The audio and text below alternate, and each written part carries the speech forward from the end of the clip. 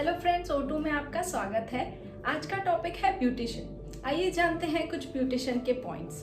Beautician दो type के होते हैं। एक होता है जहां आप स्किन ट्रीटमेंट कराने जाते हैं, नॉर्मल भाषा में हम उसको पार्लर भी बोलते हैं। उसमें आप वैक्स, ब्लीच, आईब्रोज ये सब छोटी छोटी सर्विसेज लेने जाते हैं, हम उसे भी ब्यूटिशियन बोलते हैं। और दूसरा होता है मेकअप आर्टिस्ट, जहां आप छोटे मोटे फंक्शन के लिए तैयार होने जाते हैं तो आपको वो मेकअप करते हैं, हेयर स्टाइल करते हैं, नेल आर्ट, मेहंदी ये सब सर्विसेज देते हैं, तो उसे भी आप ब्यूटिशियन कहते हैं। आज हम बात करेंगे स्किन ब्यूटिशियन के बारे में। आइए जानते हैं स्किन ब्यूटिशियन बनने के लिए आपको क्या क्या स्किल की ज़रूरत होती है और क्या क्या नॉलेज होना ज़रूरी है। अगर आप स्किन ब्यूटिशियन बनना चाहते हैं तो सबसे पहले आपको स्किन बेस्ड रिलेटेड थोड़ा नॉलेज होना चाहिए, जैसे कि कितनी टाइप की स्किन्स होती है, कितने टाइप के स्किन प्रोडक्ट मार्केट में अवेलेबल हैं, स्किन रिलेटेड कितनी इन्फेक्शंस होते हैं, क्या क्या इन्फेक्शंस होते हैं, और स्टेप बाय स्टेप कस्टमर को ट्रीटमेंट कैसे देनी है, वो सब आपको नॉलेज होना ज़रूरी है। फॉर एग्जाम्पल, कस्टमर आपके पास फेशियल ट्रीटमेंट कराने आते हैं तो आपको ध्यान देना है कि उनकी स्किन की कौन सी टाइप की है और उस स्किन टाइप के हिसाब से आपको प्रोडक्ट यूज़ करना है। आप सबसे पहले आपको अपने हाथ क्लीन रखने हैं, साफ रखने हैं, फिर आपको उनको मसाज देनी है। वो भी ध्यान रखना है कि मसाज कितनी देर देनी है, कैसे देनी है, स्टेप बाय स्टेप सब आपको पता होना चाहिए। फेशियल में कई सारे स्टेप्स फॉलो होते हैं, तो आपको स्टेप बाय स्टेप ध्यान रखना है कि किस प्रोडक्ट के बाद कौन सा यूज़ करना है। अगर कोई कस्टमर आपसे पूछ रहा है कि आप मुझ पे कौन सा प्रोडक्ट यूज़ कर रहे हैं, तो आपको वो प्रोडक्ट दिखाना है।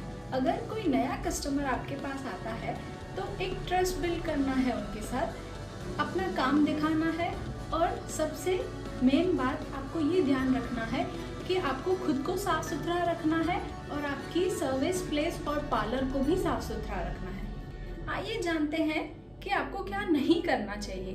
पहले तो कस्टमर से रूड बात बिल्कुल भी नहीं करनी है।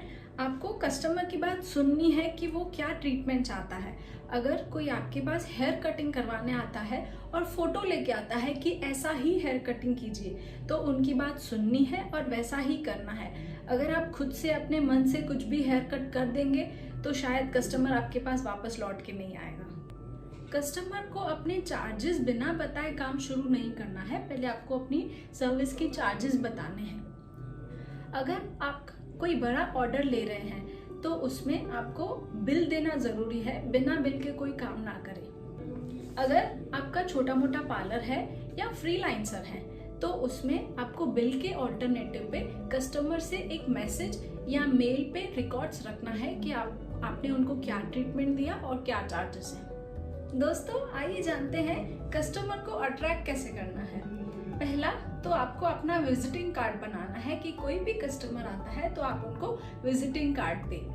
आप सर्विस क्या दे रहे हैं और कितना चार्ज करते हैं वो आपके पास एक मेन्यू डिसाइडेड होना चाहिए या प्रिंट आपके पास होनी चाहिए। आपको मंथली या कोई भी फेस्टिवल आता है तो कोई ना कोई ऑफर रखना चाहिए, जैसे कस्टमर अट्रैक्ट हुए।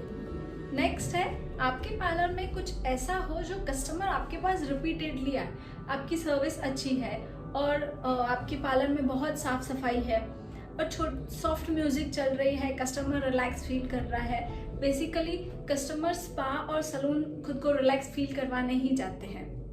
और अगर आपके पार्लर में कोई भी कोर्स सिखाते हैं आप, तो उसका पैम्पलेट या प्रिंट आपके पास होनी चाहिए कि आप ये सिखाते हैं। तो ये था ब्यूटिशियन पार्ट 1। ब्यूटिशियन पार्ट 2 हम दूसरे वीडियो में आपके लिए ज़रूर लाएंगे। उम्मीद करती हूँ ये सब पॉइंट्स आपके बहुत ही काम आएगी। ब्यूटिशियन की जॉब पाने के लिए O2 एप्लीकेशन पे रजिस्टर करें। Thank you.